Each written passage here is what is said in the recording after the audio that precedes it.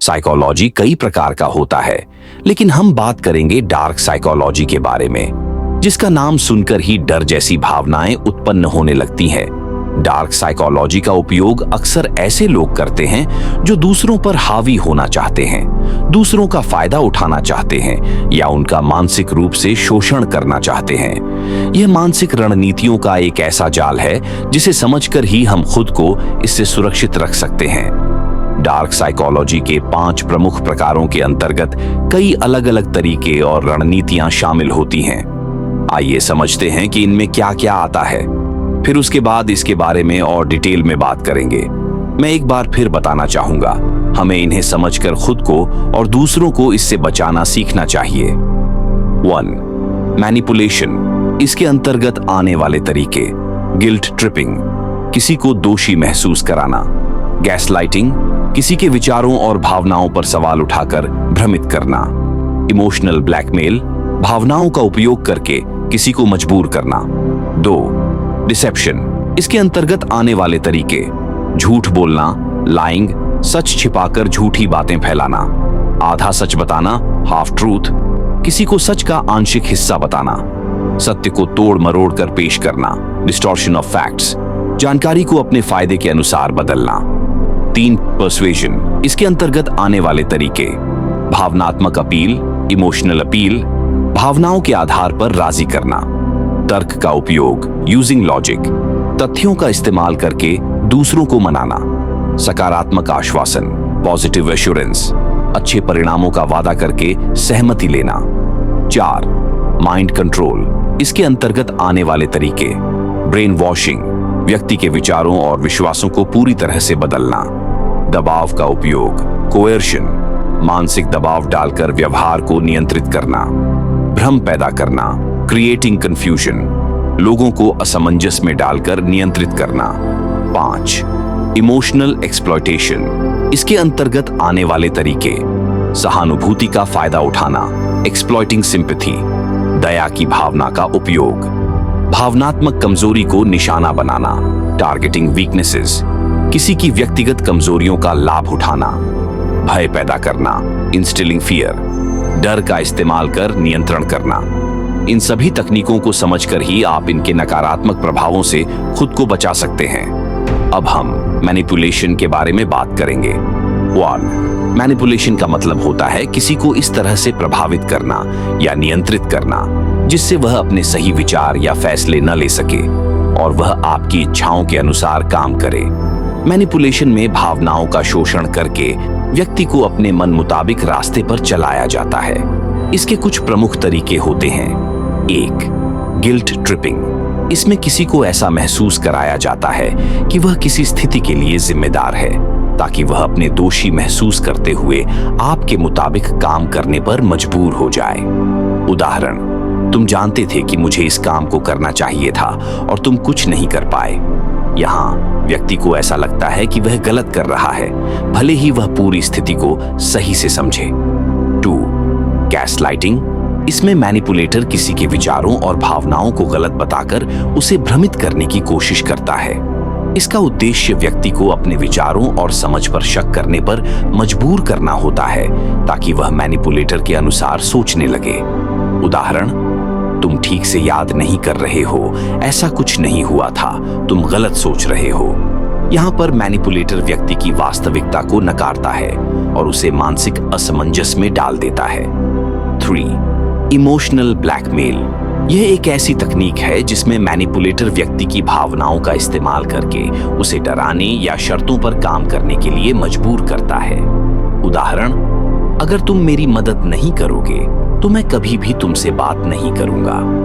यहाँ व्यक्ति को भावनात्मक रूप से परेशान किया जाता है और डराया जाता है कि यदि उसने अनुरोध नहीं माना तो कुछ बुरा हो सकता है। इन तरीकों से मैनिपुलेटर सामने वाले की भावनाओं का इस्तेमाल कर उसे अपने नियंत्रण में कर लेता है, लेकिन यह तरीका गलत है और इससे न केवल रिश्ते खराब होते हैं बल्कि सामने वाले की मानसिक स्थिति भी खराब हो सकती है। ऐसे व्यवहार से बचना बहुत जरूरी है। अब हम डिसेप्शन के बारे में बात करेंगे।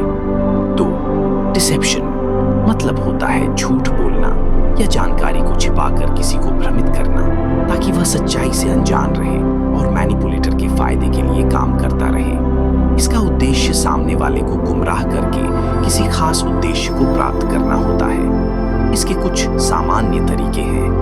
1. झूठ बोलना, लाइंग। इसमें मैनिपुलेटर पूरी तरह से झूठ बोलते हैं और सामने वाले को सच्चाई से अवगत नहीं होने देते। झूठ बोलने से सामने वाला व्यक्ति गलत निर्णय ले सकता है।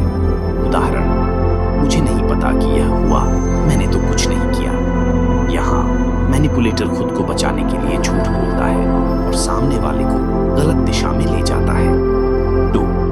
आधा सच बताना, हाफ ट्रूथ। यह तरीका तब अपनाया जाता है जब मैनिपुलेटर सच का केवल एक हिस्सा सामने लाता है, बाकी जानकारी छिपाकर उसे आधा सच बनाता है। इससे सामने वाला केवल उसी हिस्से को सच मानता है, जबकि पूरी जानकारी का पता नहीं चलता। उदाहरण, मुझे यह नहीं पसंद था, लेकिन मैंने तुम्हारा आदर किया। यहाँ मैनिपुलेटर अपने असली विचारों को छिपाकर एक आधा सच सामने लाता है, जिससे दूसरा व्यक्ति उसकी बातों को पूरी तरह से सही समझता है।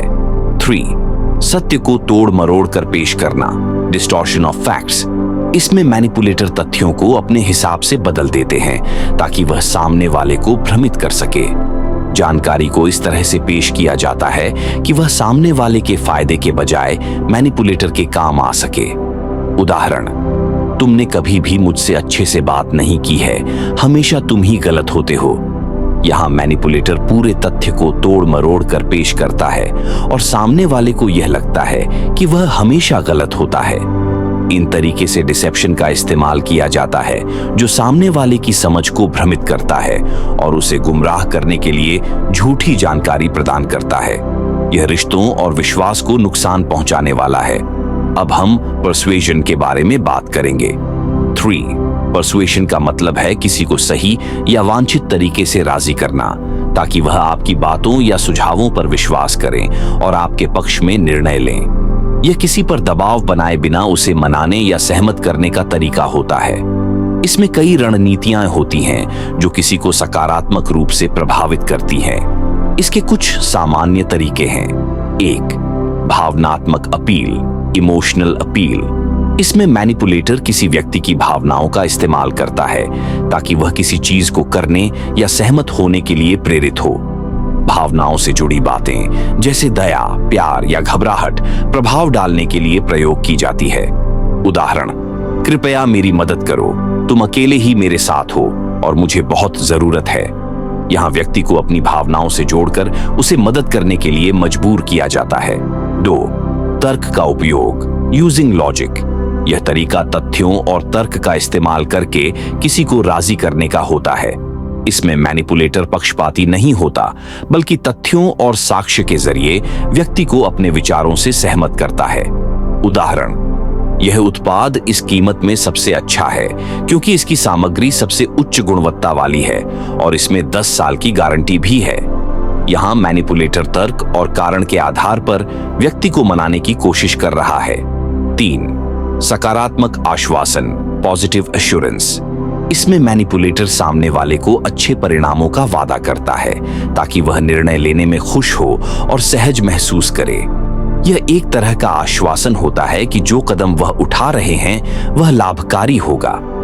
उदाहरण, अगर तुम मेरे साथ यह कदम उठाते हो तो परिणाम तुम्हारे लिए बहुत अच्छे होंगे और तुम्हारी स्थिति में सुधार होगा।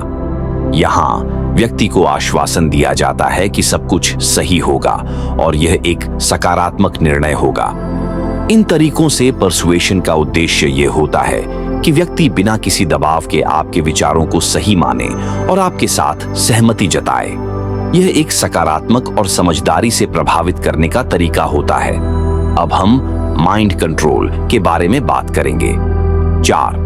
Mind control. माइंड कंट्रोल का मतलब है किसी व्यक्ति के विचारों, व्यवहार और निर्णयों पर पूरी तरह से नियंत्रण पाना। इसमें व्यक्ति को इस हद तक प्रभावित किया जाता है कि वह अपना स्वतंत्र निर्णय लेना छोड़कर दूसरों के मुताबिक काम करने लगे। यह एक खतरनाक तरीका हो सकता है क्योंकि इसमें किसी की मानसिक स्थिति को पूरी तरह से बदल दिया जाता है। इसके कुछ प्रमुख तरीके होते हैं। 1. Brain washing. इसमें मैनिपुलेटर किसी व्यक्ति के विचारों और विश्वासों को पूरी तरह से बदलने की कोशिश करता है ताकि वह अपने पुराने विश्वासों और विचारों को छोड़कर नए विचारों और मान्यताओं को अपना ले। उदाहरण, तुम हमेशा अपने जीवन में गलत रास्ते पर जा रहे थे, पर अब तुम समझोगे कि अगर तुम मेरे तरीके अपनाते हो तो तुम्हारा जीवन बेहतर हो जाएगा। यहाँ व्यक्ति के पुराने विचारों को नकारा जाता है और उसे नया दृष्टिकोण अपनाने के लिए मजबूर किया जाता है। 2. दबाव का उपयोग, कोएर्शन। ये तरीका मानसिक दबाव का इस्तेमाल करता है जिसमें किसी व्यक्ति को मजबूर किया जाता है कि वह अपना निर्णय बदलकर मैनिपुलेटर की इच्छाओं के अनुसार काम करे। यह दबाव अक्सर डर, खौफ या शर्मिंदगी से उत्पन्न होता है। उदाहरण, अगर तुम मेरी बात नहीं मानोगे तो मैं तुम्हारा क्या हाल करूंगा, तुम मुझे कभी माफ नहीं कर पाओगे। यहाँ व्यक्ति पर मानसिक दबाव डाला जाता है कि वह मैनिपुलेटर की इच्छाओं के मुताबिक काम करे, अन्यथा नतीजे बुरे हो सकते हैं। 3. भ्रम पैदा करना, क्रिएटिंग कंफ्यूजन। इसमें मैनिपुलेटर जानबूझकर किसी व्यक्ति को भ्रमित करने की कोशिश करता है ताकि वह सही निर्णय नहीं ले सके। इससे व्यक्ति खुद पर शक करने लगता है और मैनिपुलेटर के पक्ष में निर्णय लेने लगता है। उदाहरण, तुम सही से नहीं समझ पा रहे हो, तुम्हें मेरी बात पर ध्यान देना चाहिए क्योंकि तुम्हारा तरीका गलत है। यहाँ मैनिपुलेटर व्यक्ति को यह महसूस कराता है कि वह अपनी सही समझ से गलत हो रहा है और उसे अपनी तरफ मोड़ने की कोशिश करता है।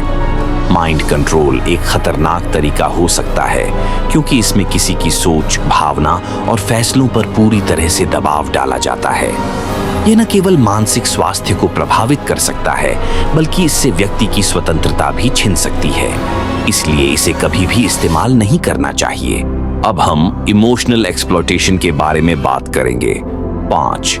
इमोशनल एक्सप्लॉयटेशन का मतलब है किसी की भावनाओं का शोषण करना। इसमें मैनिपुलेटर सामने वाले की भावनात्मक स्थिति का फायदा उठाता है ताकि वह अपनी इच्छाओं को पूरा कर सके। यह तरीका व्यक्ति को मानसिक और भावनात्मक रूप से कमजोर कर सकता है, जिससे वह मैनिपुलेटर की बातों को बिना सवाल किए मान लेता है। इसके कुछ प्रमुख तरीके होते हैं। 1. सहानुभूति का फायदा उठाना, एक्सप्लॉइटिंग सिंपैथी। इसमें मैनिपुलेटर सामने वाले की दया या सहानुभूति का फायदा उठाता है। वह किसी दुख या समस्या का बताकर सामने वाले से मदद या सहमति लेने की कोशिश करता है। उदाहरण, मेरे पास पैसे नहीं हैं और मुझे मदद की बहुत जरूरत है, कृपया मुझे कुछ पैसे दे दो। यहाँ मैनिपुलेटर अपनी समस्या को बढ़ा चढ़ाकर पेश करता है ताकि सामने वाला उस पर दया कर मदद दे। 2. भावनात्मक कमजोरी को निशाना बनाना, टारगेटिंग वीकनेसेस। इसमें मैनिपुलेटर किसी की भावनात्मक कमजोरी या दर्द को जानबूझकर निशाना बनाता है और उसे अपनी इच्छाओं को पूरा करने के लिए इस्तेमाल करता है। उदाहरण, तुम हमेशा किसी से प्यार पाने के लिए तड़पते रहते हो, अगर तुम मेरी मदद करोगे तो मैं तुम्हारे साथ रहूंगा। यहाँ मैनिपुलेटर सामने वाले की मानसिक कमजोरी को समझकर उसे इस्तेमाल करने की कोशिश कर रहा है। 3. भय पैदा करना, इंस्टिलिंग फियर। इसमें मैनिपुलेटर सामने वाले में डर पैदा करता है ताकि वह अपनी इच्छाओं के अनुरूप काम करने के लिए मजबूर हो। डर का इस्तेमाल करके सामने वाले को मानसिक रूप से नियंत्रण में किया जाता है। उदाहरण, अगर तुम यह काम नहीं करोगे तो मैं तुमसे हमेशा के लिए बात नहीं करूंगा। यहाँ मैनिपुलेटर सामने वाले को यह डर दिलाता है कि अगर वह सहयोग नहीं करेगा तो उसे किसी तरह का नुकसान होगा, जैसे संबंधों का टूटना। तो दोस्तों, इमोशनल एक्सप्लॉयटेशन खतरनाक है क्योंकि यह व्यक्ति की भावनाओं का शोषण करता है जिससे वह खुद को कमजोर और असहाय महसूस करता है। ये मानसिक और भावनात्मक स्वास्थ्य पर नकारात्मक प्रभाव डाल सकता है और इसलिए इसे किसी के साथ भी नहीं करना चाहिए। तो दोस्तों, आज हमने डार्क साइकोलॉजी के बारे में गहराई से समझा। उम्मीद करता हूं कि आपको यह जानकारी मददगार लगी होगी और आपने इससे कुछ नया सीखा होगा। अगर आपको यह ऑडियो बुक पसंद आई हो तो इसे लाइक जरूर करें और कमेंट करके बताएं कि आपको कौन सा पॉइंट सबसे ज्यादा इंटरेस्टिंग लगा। आपके एक शेयर से यह जानकारी और लोगों तक पहुंच सकती है, इसलिए इसे अपने दोस्तों और परिवार के साथ शेयर करना न भूलें। और हाँ, सब्सक्राइब जरूर करें हमारे चैनल को, क्योंकि यहाँ आपको हर बार नई और रोचक ऑडियो बुक सुनने को मिलेगी। जल्द ही मिलते हैं एक नई ऑडियो बुक के साथ। तब तक अपना ख्याल रखें।